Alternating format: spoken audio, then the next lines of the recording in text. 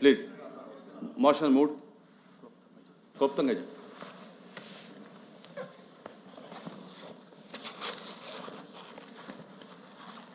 అధ్యక్ష, స్వర్ణాంధ్ర 2047 సాధించే దిశగా గౌరవ ముఖ్యమంత్రి శ్రీ నారా చంద్రబాబు నాయుడు గారు ప్రతి వార్డు ప్రతి గ్రామము స్వర్ణాంధ్ర లక్ష్యాలను చేరుకోవాలన్నటువంటి సంకల్పంతో స్వర్ణ గ్రామం స్వర్ణ వార్డుని సాధించాలని ప్రభుత్వం తరఫున క్షేత్రస్థాయి వరకు పరిపాలన తీసుకొని పోవడానికి ఇవి పౌర సేవా కేంద్రాలుగా ఉండాలని మెరుగుపరిచిన డేటాబేస్ మద్దతుతో అనేక రకాల ప్రభుత్వ సేవలు ప్రజల ఇంటి వద్దకే అందుబాటులో ఉంచుతున్నాం అధ్యక్ష. 100% జనాభాకు సేవలు అందించాలని, అదేవిధంగా గతంలో విస్మరించబడిన వర్గాలను కూడా కలుపుకుపోయేలాగా స్వర్ణ గ్రామ స్వర్ణ వార్డు కార్యాలయం రూపొందిస్తున్నాం అధ్యక్ష. అదేవిధంగా అధ్యక్ష,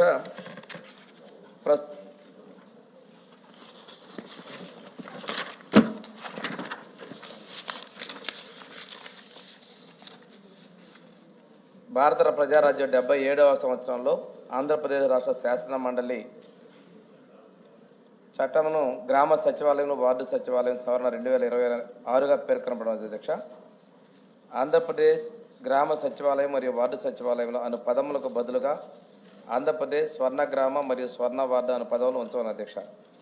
పరిచ్ఛేదము 2లో ఖండం 1లోను ఖండం 3లోను అదేవిధంగా 5వ ఖండంలోను స్వర్ణ గ్రామము మరియు స్వర్ణ వార్డు శాఖ అనే పదవులను ఉంచమని అధ్యక్ష.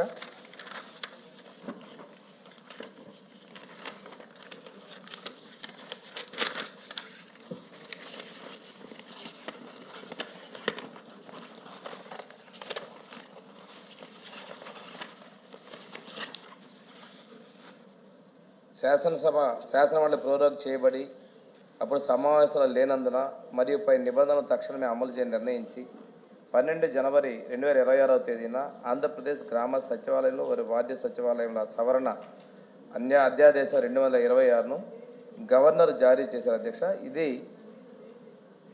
13 జనవరి 2026వ తేదీన ఆంధ్రప్రదేశ్ గజెట్ అసాధారణ భాగం 4B నందు తెలుగు మరియు ఆంగ్లంలో ప్రచురించిన అధ్యక్ష. సదరు బిల్లు అధ్యాదేశము స్థాన ప్రవేశపెట్టబడింది అధ్యక్ష. ఈ బిల్లు పరిగణలోకి తీసుకోవాల్సిన కోరుతున్నాను అధ్యక్ష. The question is that the Andhra Pradesh Gram Sachivalayams and Ward Sachivalayams Amendment Bill 2026 be taken into consideration. Matan. Sir, అధ్యక్ష,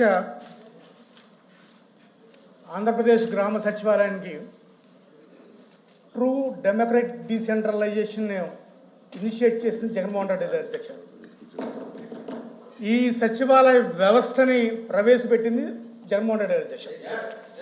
అధ్యక్ష, ఇందులో ఏదైతే బిల్లులో పేరు మార్చారో సరే, ఏ వ్యవస్థ అయినా సరే మంచిగా ఉంటే ఆ వ్యవస్థను కొనసాగించడం ప్రభుత్వం లక్ష్యం కూడా కాబట్టి ప్రభుత్వానికి కూడా మంచిదే చెప్తున్నాను అధ్యక్ష. కానీ అధ్యక్ష, ఇక్కడ డిజిగ్నేషన్స్లో లైన్ డిపార్ట్మెంట్స్ని అటాచ్ చేశారు అధ్యక్ష. ఇది వరకు సచివాలయానికి ప్రాపర్గా సచివాలయం ఒక ఇండిపెండెంట్ ఇన్స్టిట్యూషన్గా ఉండేది, వేరే ఇప్పుడు అయితే లైన్ డిపార్ట్మెంట్స్ తోటి అటాచ్ చేశారు అధ్యక్ష. ఇది ప్రాపర్ ఇంప్లిమెంటేషన్ ఆఫ్ సెక్రటరియట్గా ఉందా, లేకపోతే లైన్ డిపార్ట్మెంట్స్ తోటి లింకప్ అయి ఉందా? అంటే సచివాలయంలో ఎంప్లాయీస్ సచివాలయంలో ఉంటారా, అక్కడే పనిచేస్తారా, వాళ్ళకు జీతభత్యాలు సచివాలయం నుంచి వస్తాయా లేదా లైన్ డిపార్ట్మెంట్స్ నుంచి వస్తాయా?